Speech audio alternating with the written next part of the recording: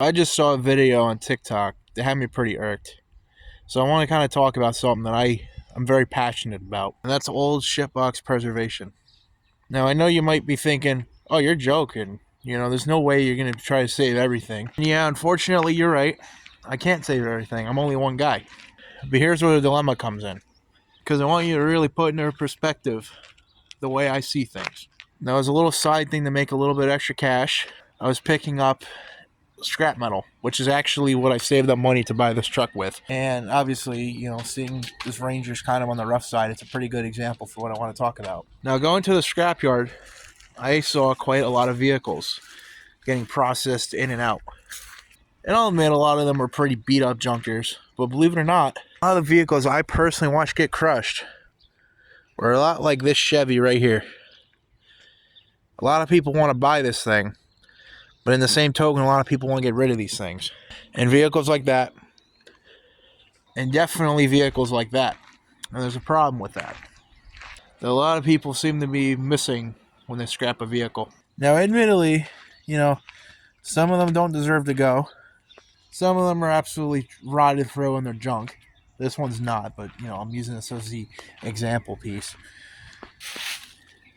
When a vehicle is entered in the system, nobody can buy it out of the scrapyard typically, depending on the type of yard it is. Say this farm all gets scrapped along with this old Ranger and that truck.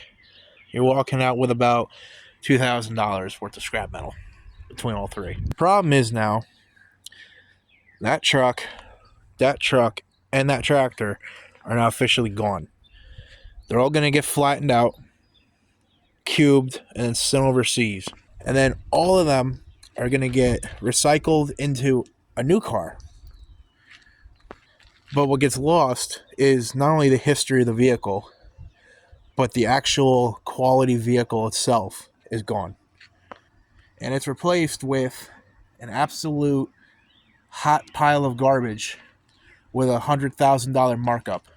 Me personally, if I was going to look for a really nice vehicle, I would splurge and I would pay $30,000-$40,000 to buy a really nice example of one of these, or 20 or 30 for a nice example of one of those, all day of the week, opposed to buying a brand new vehicle.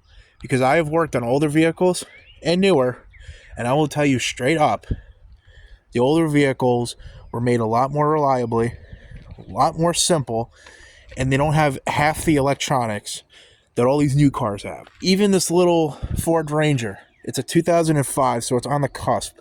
I will not buy anything past 2008, because that was like right when everything just started nosediving. I gotta be real.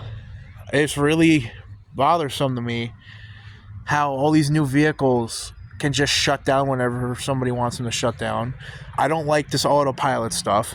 I've seen maximum override, and we're getting to that point where, guess what?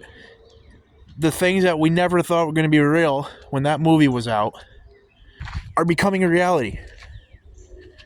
Like, I shouldn't be able to park my vehicle through my cell phone.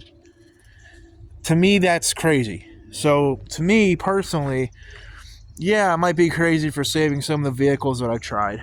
But you know what? It's better to sit here and say, hey, at least I tried to save this thing, instead of, just let that thing go to the junkyard.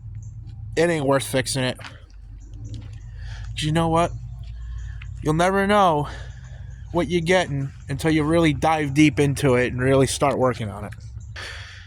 And yet again, like I said before, this Ranger might not be pretty, but you know what? Neither was that Chevy when I bought it. This was an old utility truck from SUNY Albany. It wasn't pretty when I got it at all.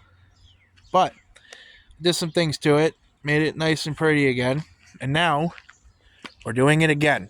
We're running it again with another X fleet truck because they're the best ones to get.